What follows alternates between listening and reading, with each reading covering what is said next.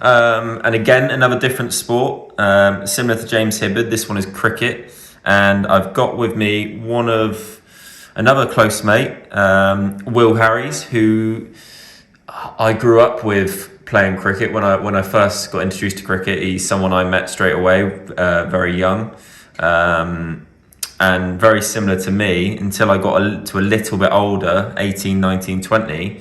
Never really coached properly. He had people helping out and trying to help, but he did all of this, and he made it to a very, very good standard of cricket, representing Wiltshire. He played for Hampshire. He went out to Australia to play cricket.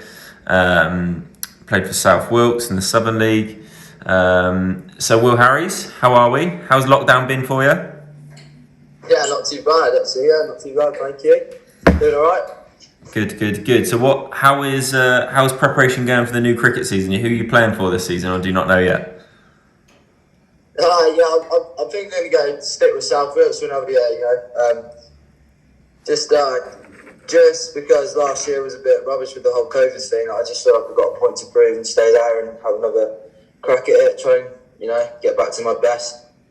Yeah, I think that's a good idea. You've got to always challenge yourself, and it's from my experiences how many times I've left and changed clubs, and it's not always that the grass is greener. People tell you how good you are, and they try and persuade you to go play with mates or whatever it is. But I think the right thing for you is to challenge yourself, because I know how good you can be. But that is your decision to make. I can't make it for you.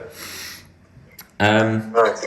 So we're going to start off with some quick fire questions, and I've had to change them slightly because obviously it's cricket orientated. So we haven't gone with Ronaldo, Messi. We're going with Steve Smith or Virat Kohli. Oh, I'm going Kohli every day of the week. Are you going Kohli just because he's not Australian? Going Kohli, not a cheat. Yeah. Good. No, I'm going Kohli just because just always. If I'm going to watch a cricket game, like in the IPL or anything, I'd always try and watch the ones that he's playing, and just a different level, I think. Yeah, he is class. If I add Joe Root into there, how close would you say he is to Smith and Kohli?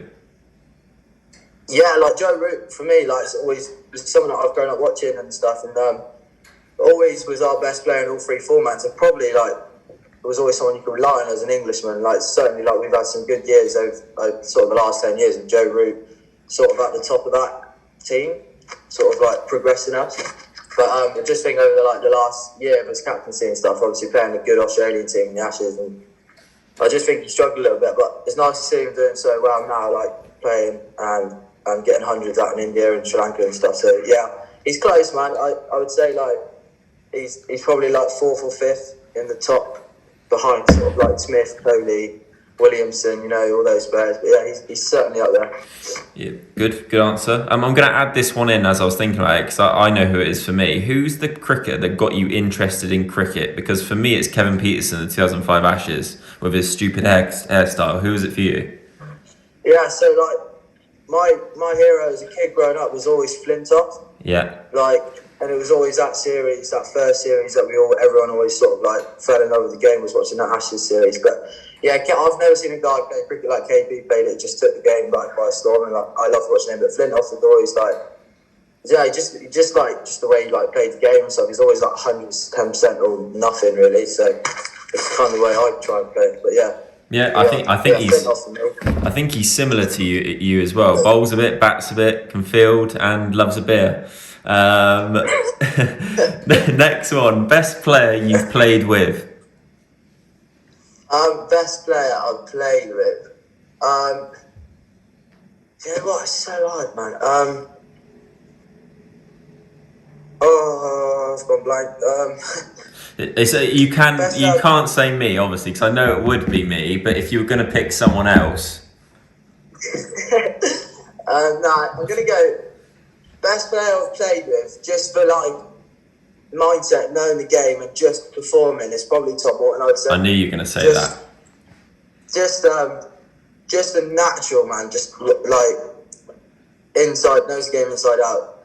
It's always been a pleasure for him to be my coach, and then as a player playing with him, just seeing him just score hundreds for fun, it just, I think it's hard for me to pick a batter, obviously, because I've been a bowler most of my life, but I just think you have to rely on someone to score some big runs for your team and be hitting the. Yeah, Morts did a lot for me. He got me down to a elite training academy thing down at the Aegeus Bowl, where I trained down there for a few nights. He let me stay at his house for a few nights, and the amount of effort and stuff he put into me, same as Hibby, same as Haywood, that like I can only thank them. And obviously Morts gave me my first team debut at South Wilts.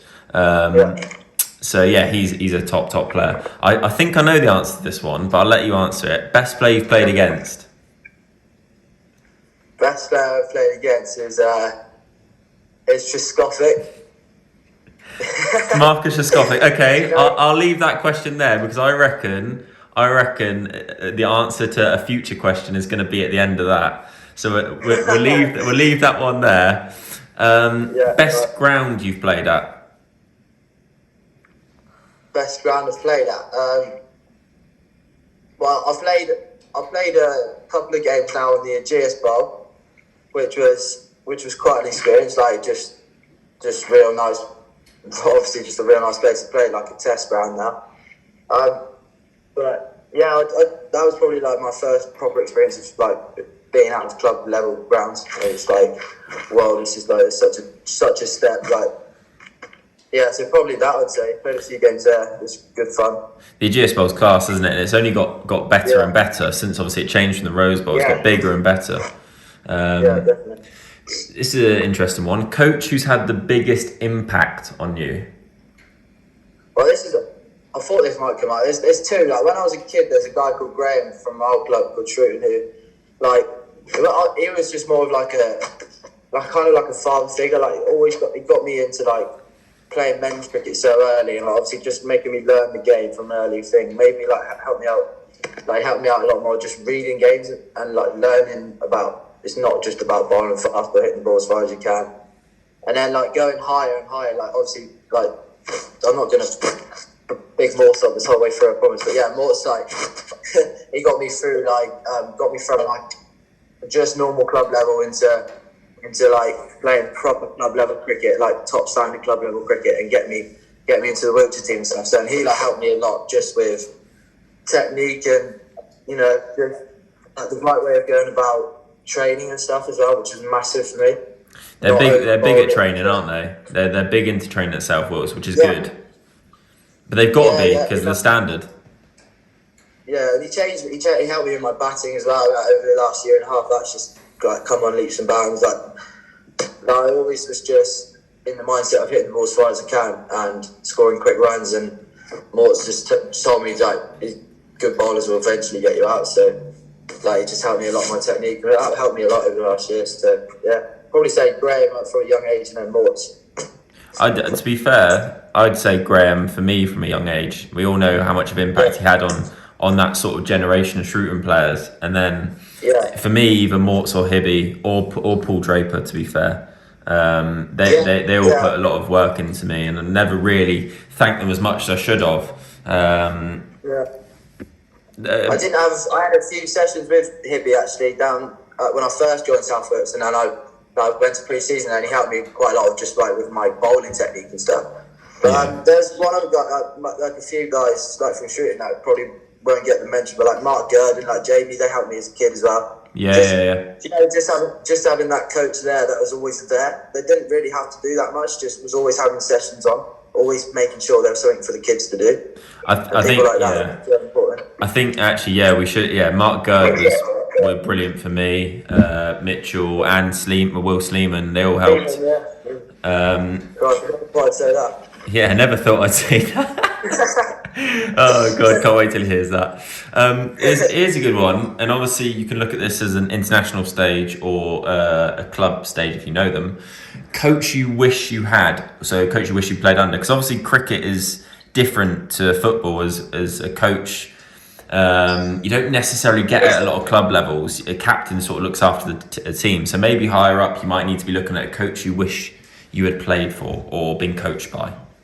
Yeah, so I always remember reading an interview that Kevin Pearson did. He said that Duncan Fletcher from England always was like the guy that was like we managed people the best, and he always didn't really worry about how the guy was performing. It's always about like making the person feel good first, and then the performance will come after. So I think Duncan Fletcher just looked like a cool guy as well. Like just sat there, did not give a about anything. Yeah. And like obviously like got England on the map as well, cricket. I think properly, like in terms of that 2005 Ashes and so on. And to someone like KP to say that, I feel like someone like him would be good. Like just looks like a real good people coach. Yeah, and that's what you need. That's what you need sometimes. Someone who can deal with egos as well as talent, and you got to be able to be a good blend. That's what makes the best coach. People who can deal with the individual as well as the team. Proudest moment in cricket. Proudest moment. I'd probably say like. It probably like not even being called up to Hampshire. Like, being called up was good, but like just playing my first game for Hampshire was like a surreal experience for me because I turned up like not knowing anyone. I know it was like a second team game, but like it was kind of like walking into like a team full of players that had gone through like the academy, gone through everything at Hampshire. Where I was walking into a team and I didn't know anyone. It was it's a pretty weird experience for me, and then obviously to perform quite well. Was also good, and like to manage to get these people like on board and like become friends with these guys that I like was quite worried to meet at the start. Like, that's probably like the biggest thing for me is like getting there and like putting everything aside and actually like managing to perform quite well at a high standard. So yeah, like that's probably the biggest thing for me. That's fair enough. It's a good answer. That I can imagine that's a proud moment. Going to take a little bit of a turn now. Lowest moment. Lowest moment was the end of the 2018-19 season. Getting injured was horrible, and then having to not get it looked at because I had 6 months to go in Australia. And just knowing every game I played in Australia, my back was just crumbling to the point where I got back to England for the summer, for that COVID summer, and I was just nowhere as a bowler, nowhere as a fielder, nowhere like didn't want to be there at all playing cricket. And like the only thing I really enjoyed was batting because I was just on my own, not having to talk to anyone. So yeah, like at the mental side, like having to deal with an injury, but knowing that if I don't keep playing, that there's no point in me going. Kind of thing. Yeah, that was quite a low moment for me. Yeah. That's fair enough. Favourite wicket? I'm assuming this is going to be the answer to the earlier question. Yeah, I got Chris Newbury out actually.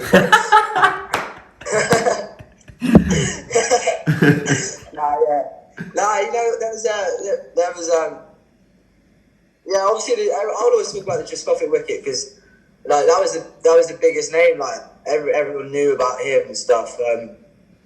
But yeah, obviously it has to be Trescothick, like because I bowled some pretty bad overs before that wicket. I bowled like an 8 over spell. I reckon 5.5 of my ball overs before that wicket were like short on his hip, and then I managed just to bowl a really quick in-swing Yorker to knock his like leg stump out of the ground. And I just remember like looking at everyone's face like, how has he just done that? But yeah, the guy he was on like 60 odd, I think like 50 odd as well. So that obviously that will always go down as my favourite one. Obviously my biggest one, like it's not a bad guy to get out. It's got over like 20,000 runs in international cricket. Like, but yeah, it's good. That was good. It was a good feeling. Well, my favourite moment in cricket, it wasn't a wicket, but I bowled a beamer at Glenn Maxwell. That was special. You played in that game down at Shooting on Tuesday night. Yeah, I remember. Oh my God, I remember that. and then in the nets a couple of times, I bowled a couple of beamers to him at South Wilts when he was there. Now look at him.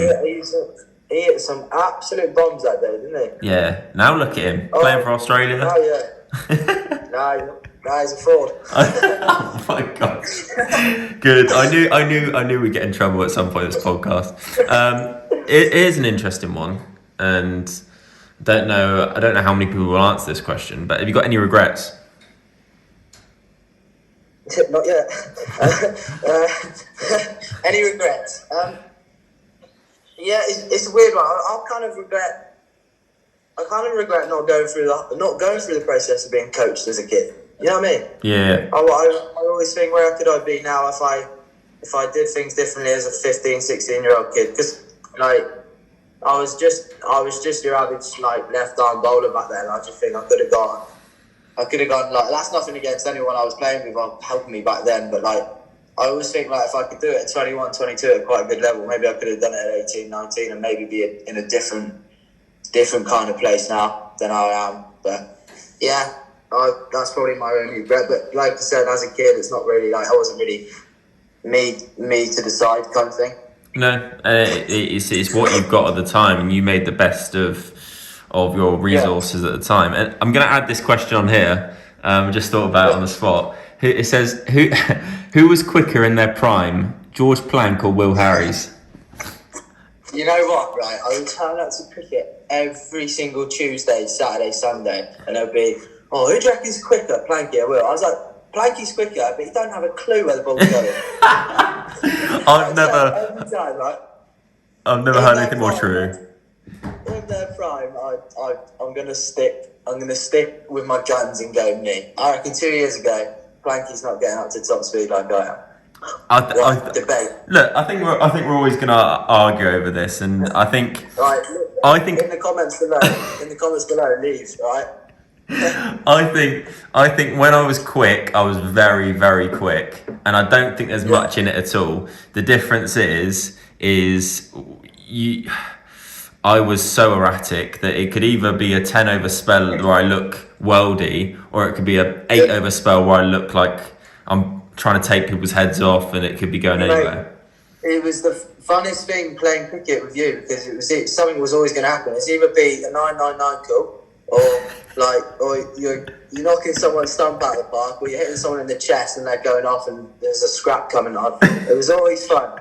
Or you just clean up and we've done by 3 o'clock. So,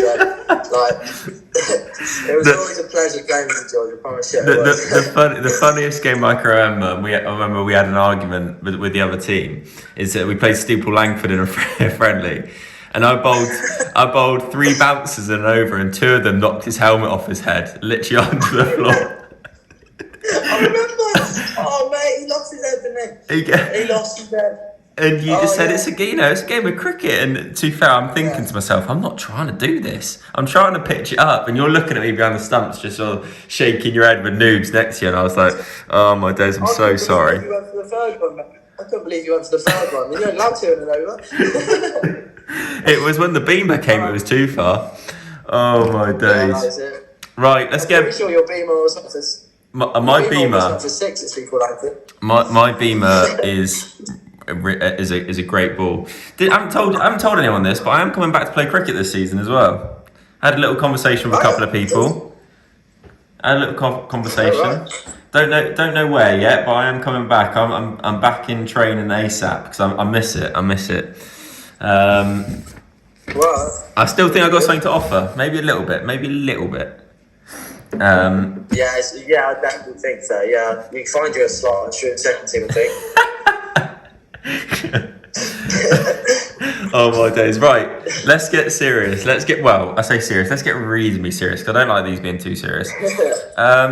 Let's go back to the very start of when you got interested in cricket. We've answered it a little bit, but what was it, and then how did it go about you finding a cricket team? Right, so my mum at the time was with a guy called Stiggy, I think. Played cricket for shooting, like always played in the first team, always really good opening bowler, and they were together, they were married, and I remember going down the rec at like probably the rec and shooting probably like 7 or 8 years old, and just getting involved with like the youngsters and that, and I was a left armer, so it was a little bit like everyone was just looking at left arm a little bit more, like, and then I just used to bowl like just every day of my life. I just remember bowling and not having a clue how to bat, and then getting a few opportunities to play men's cricket, like maybe once or twice a year at like 9 or 10, and just having like an over or two and just watching how the game watching how the game worked and stuff, and I just remember enjoying it, like playing men's cricket. I was so scared, I was so nervous. But at the same time, it was so good to like be playing. Yeah, that was my first sort of memory of It was always Shooting. It was never on anyone else. Can't speak. Never anyone else. Yeah. For me. I think we sort of met in the kids cricket side. Was it? 'Cause what am I? 2 years year older than you? Year older, I think it is, isn't it? I think you're a year older, yeah. Yeah, a year older. So we sort of met, and believe it or not, when you hear us talking now, I don't think there was anyone I disliked more than you at the time. Do you know what, mate? I don't think there's anyone in this world who will say they didn't like me at one point when I was a kid. Well, fair enough. No, I think that is we've both grown up a lot. Well, I say we've grown up a lot. We've grown up. We've both gone into sort of working with children, and we're both giving back to kids and what we're good at, what we're talented at. Yeah, so I think that's what made us grow up, because obviously we had a lot of fallings out because we were very similar. We're both left arm over bowlers. We're both right-handed batsmen. Both played indoor cricket together, outdoor cricket, whatever it is. We were playing in the same team. So when did you realise you were going to be half decent at cricket? It's a hard one. You know, like I've always had this thing in my mind that I know I'm going to be. I know that it might make me sound. I can't speak to it. It might make me sound big-headed, but I've always known that I was sort of like going to do all right here. I just needed to like grow. But I feel like maybe when I was like 18, 19, I was playing like regularly in the first team, becoming like sort of like the main guy and stuff. I kind of knew then that I was probably quite good at cricket. But like as a kid, I was always playing sort of like men's, quite like from like 14, 15, playing in the first team of Shooting, which like for a 15-year-old was quite a good standard to play. Like sort of like currently was sort of like 5 levels below what I'm playing now. Like as a 15-year-old kid, that was always quite a good challenge for me. It was quite enjoyable, like playing. And there were some good players at Shooting at the time, like Stuart, Lofty, Whizzer, like Brewer. They're all good players that I was playing with. So yeah, probably around 18, 19, I thought I'd try and make a career of this, which I still haven't done. But like I always had that in my mind that I was going to try and do. So yeah, probably when I got a bit of pace behind me, about 18, 19, I'd say. Yeah, so that's probably. There was one point I thought, you know what, there's potential. I think it was the year I got my first team debut at South Wilts, where I spoke about it with Hibby in the podcast that just went live today when we're filming this. That we put in so much effort over the winter to completely change my action. And then I got my first team debut, took a wicket, bowled well, and I think it was that season where I was sort of like, all right, I'm bowling really quick. I'm bowling probably the best season I had. That season was the one I thought maybe I could make something out of this sport if football doesn't go the way I want it to. That's fair enough. So how long were you at Shooting for? When did you decide to change teams? Because it's quite a big change, isn't it? From Shooting to South Wilts. It's very differently run. When did you sort of make that decision? So I made that decision about 2017, I think. It's about 4 years ago now, I'd say. I played some games for Shooting, blah blah, and I was doing quite well, taking quite a few wickets, and then I played a game down the Wrecking Sunday. I think it was like 7 wickets on a Sunday, and the Wiltshire second team coach was watching, and so he came and asked me to come over to Wiltshire second team after that day. Just lucky that he was there, really. Like I didn't know it was his team or anything. And then I turned up to a game and Morts was there. And that's the first time I met Morts properly. I played against him a few times on a Tuesday night, but like that's the first time I met him properly. And he watched me bowl, and he just basically said to me that like, I want you to come over and play for South Wilts and stuff, and there's potential for you to get into the Wiltshire team. But like for you to be playing sort of 5 leagues, 6 leagues below what the Wiltshire second team standard is, it's going to be hard for you to like perform on a Saturday and then take that into a Wiltshire game, because you need to be playing sort of similar standard. So that's when he made me think like, can we, or maybe I need to change what I'm playing and stuff. But there was quite a few teams that like after that 7 wicket thing did quite a lot for me. Like there's quite a few teams after that wanted me to go and play for them, but I didn't really look anywhere else other than Morts, because obviously he was Wiltshire coach. He was like a gun batter, so I chose South Wilts quite quickly, I think. Yeah, I think South Wilts. I mean, I'm gonna get cane for saying this, but South Wilts is the best club in the area, isn't it? if you want to fulfill your potential, if you want to be the best cricketer you can be, and maybe I should take my own advice here, then you have to go and challenge yourself at South Wilts. They've got 4 sides that I remember when I started playing there. Ed Wade was in the 4th team, and now look at him going through the teams and what player is. James Wade was in the 3rds, Matty Burton was in the 3rds, and Ben Draper was in the 3rds. So if you want to challenge yourself and you want to be the best cricketer you can be, you've got to be at South Wilts. You know, there's loads of good people there. The Pitmans always help me. You've got Hibby, you've got Hayward, who still takes the mick out of me now. I still feel like I get on with them. Obviously, I've grown up a lot since I left there the last time. I think I have just because of my job. So, and I've still got the South Wilts Whites, if they're listening to this. So, well, actually, mine are ripped, so... You've got my South Wilts helmet. If we're actually talking about stuff, you've got my South Wilts helmet. Yeah, you still got that? Mate, I still use that. I still got your sponsors on it. Oh, no, I think I left them in Australia, actually. I bought new ones. I bought New Balance ones, so they can stay in Australia. They asked me to sign them, and I put your name on them. Oh, cheers. Well, to be honest, I was the quicker bowler, so I think that's fair enough. Keep dreaming. So, well done, mate. So you joined South Wilts. How old were you then? I was 24 now. It's 2 seasons ago, so I was 22, 21. Yeah, 21 probably. And what team did you start in? I went straight in. No, I lie. I joined 3 years ago in pre-season, but didn't play any league games. Played a couple of second team games, just in pre-season, and I left to go back to shooting for a year because I didn't feel that it was right. And when I came back over for the second time, I went straight into the first team. I played a few pre-season games, and I went straight in. I think my first game was Alton away for South Wilts in a white ball game. That was my first game there.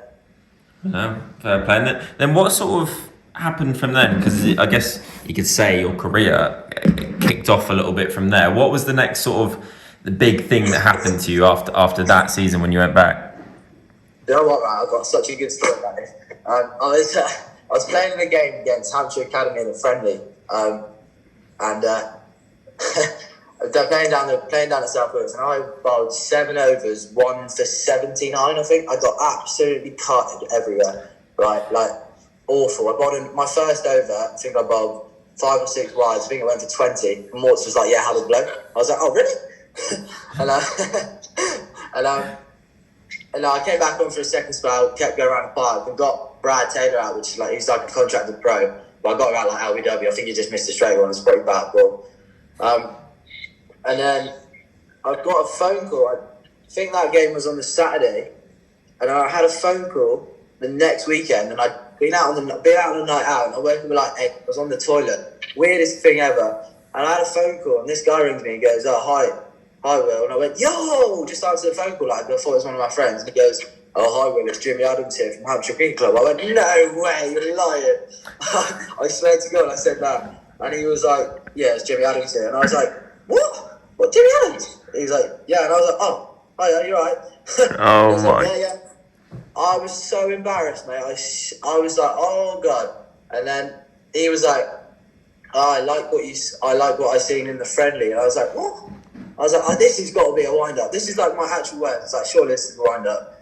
I didn't know how to take it. And he was like, "No." And he goes, "Oh, we want to get you down to the Gears box to come and do some training with us and stuff, get you involved."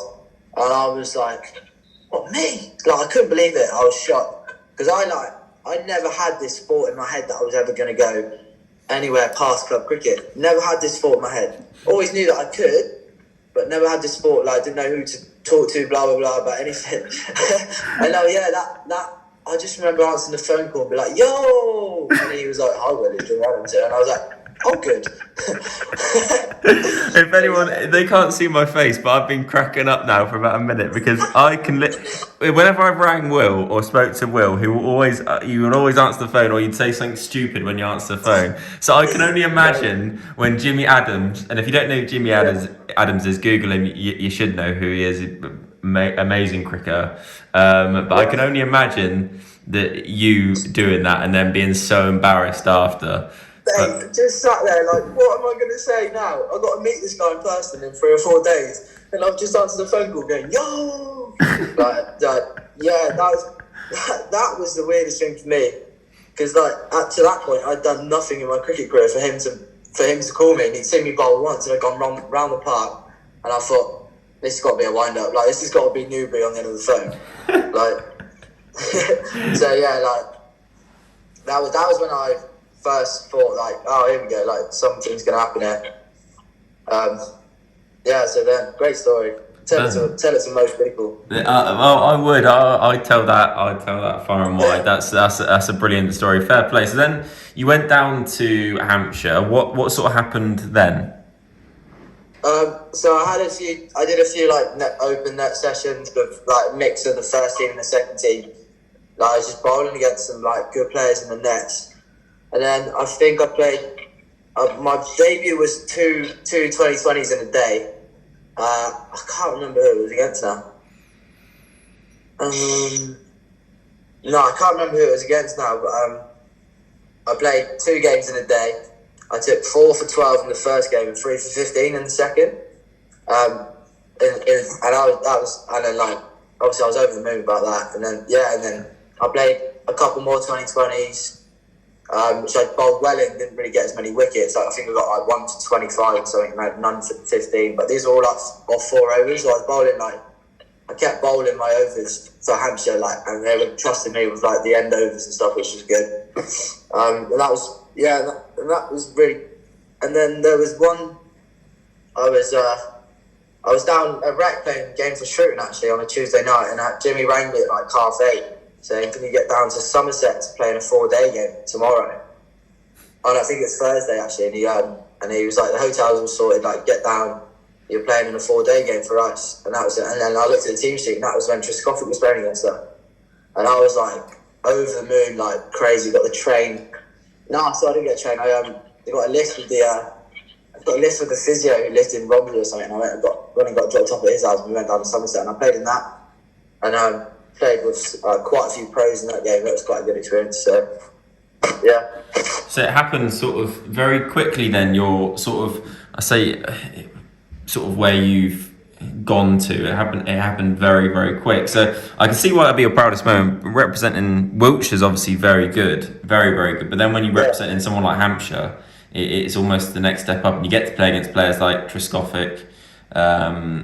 So that's probably, I can see why that is your proudest moment. So what's happened sort of now with your cricket career? Because I assume I didn't play cricket. I might have played 1 game last season in a friendly. But what sort of happened with you now? Where are you going from here? Where do you want to be in your prime? Because you've still got 5 more years to your prime. Where do you sort of want to aim for? And what's next for you? So what's next is just getting a decent pre-season in this next month, like getting outside and getting into some serious bowling. I've had an injury, like I've had a real bad back pain. So like I know what it's from. Like, I was playing like 3-day games for Hampshire into like 2020s and 4 days for Wiltshire, into club cricket every Saturday, Sunday for South Wilts. And that season 2 years ago, I was bowling probably 40, 50 overs a week for 4 months. Yeah. And my back just couldn't handle it. I'd never had an injury before, like a big injury. Obviously, I've like sprained things and stuff, but never had a recurrent injury where every time you play cricket, you were dreading the pain. That was the worst thing for me. I hated it. I didn't know how to deal with it, and then obviously I went straight to Australia and made it 10 times worse. So I got back to England just before COVID hit. I went to see a physio. See a lady in Sainsbury, and she straightened my back out. She clicked some things. I had a couple of sessions with her, and the pain now is gone. Fingers crossed. But I haven't bowled on it since I've seen her, because obviously we haven't been able to do anything really. So my first goal for this summer is to just try and start enjoying it again, because I hated it last year. Because I know that when I'm enjoying it and when I'm like laughing and stuff, that's when I play my best. Is when I'm quite ruthless when it comes to cricket. Like I'm either 110% or I'm not there. As simple as that. Yeah. My first goal is to start playing properly, get bowling back quick to how I was, and now I've like added a batting side to my game. I feel like I could be more of a help to the first team itself, where it's like batting and bowling.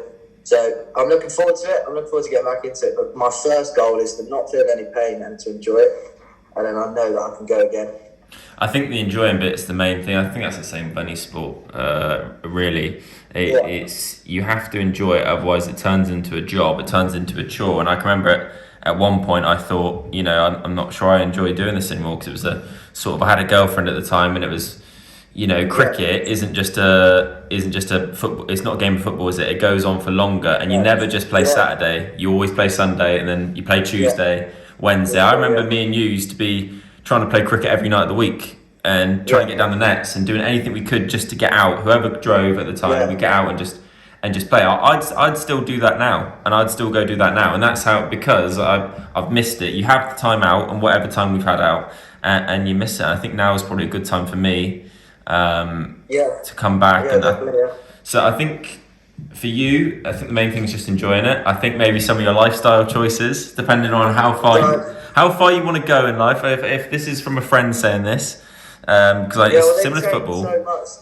Changed so much as a person over the last sort of 18 months, like going out to Australia on my own and stuff. I've just become like a really level-headed, chilled out person now, whereas no one wanted to know 22-year-old Will Harries, to be honest. Like, it was a bit of a nut job. So I'm just a lot more level now. I've still got that hunger to be the best. I know I am the best. It's just like, I know it might sound big-headed, but if you don't go in the mindset of knowing that you're the best, there's no point playing, in my opinion. I completely agree. I think you've got to try and be. Some people don't like it, but you've got to try and be the best you can be, and best person you can be. And that's sort of the Kevin Peterson attitude, isn't it, to things? And that's why we're probably more slightly like him and Freddie Flintoff compared to maybe some private school kids who are slightly different the other way. It's just a confidence thing more than anything. Confidence is massive, and confidence in me was just having the confidence in like my coaches and my captain to use me in the biggest moments in the game. That's when I know I'm at the top of my game, is when they use me in them moments. So if you could give, so we'll go for sort of like 12, 13, 14. If you could give, so not just kids of that age, if you could give Will Harries at 12 years old a bit of advice to be a better cricketer, what would it be? Just hours and hours and hours of work, of repetition, and doing the thing that you love, and training to do it, doing it like in a fun way, like making sure that you're enjoying the training.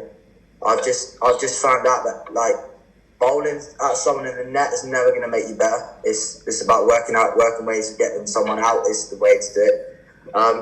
Just not falling into the turn of doing things the wrong way. I think just making sure that your training is absolutely spot on. That's what helped me the most. Just not coming in, not returning up to training and bowling in the nets for an hour and a half, and going home feeling like you just listed like 200 kilograms.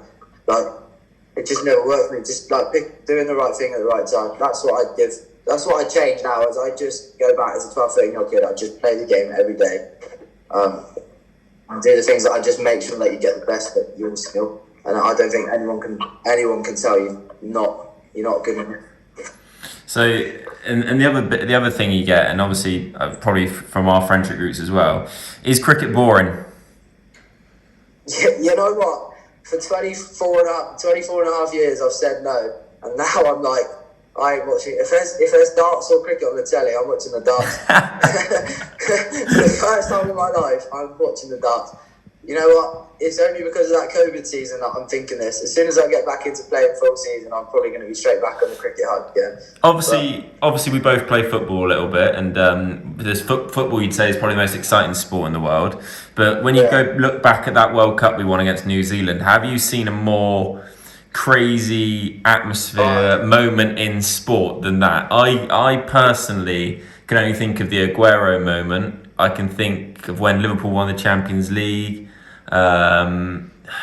England when Trippier scored that goal. Oh, my light's gone off. When Trippier scored that goal for England, what else other than those moments? That, for me, that game against New Zealand was probably one of the biggest sporting moments there's been. You know what? There was two in that summer. There was the Stokesy 130 odd against Australia in the Ashes, and then do you know what, that World Cup final was on my birthday, the 14th of July, and I was down the Rec, and it was like 30 degrees, and I was just playing like a Sunday, I think that was like Sunday 6-a-side tournament for sure. I just remember using on my date watching that. Oh mate, it was incredible. It was like the best thing I've watched, and I just remember people that I'm even friends with now, like who have never really liked cricket, tweeting about it, saying like, "Oh, cricket's shit," but like this is incredible. And I just think, wow, cricket's won now. Like you've got people on board that never ever were on board before. No. You never see anything like that. And as an Englishman, it's always good. It's always something we've done quite well is get close and fall at the last hurdle. So to win something like that is definitely the best thing I've witnessed as a kid, just as a fan more than anything. Yeah. Just an incredible thing to be a part of. Spot on. So in 5 years' time, you're going to be 29, probably where people would say their prime is.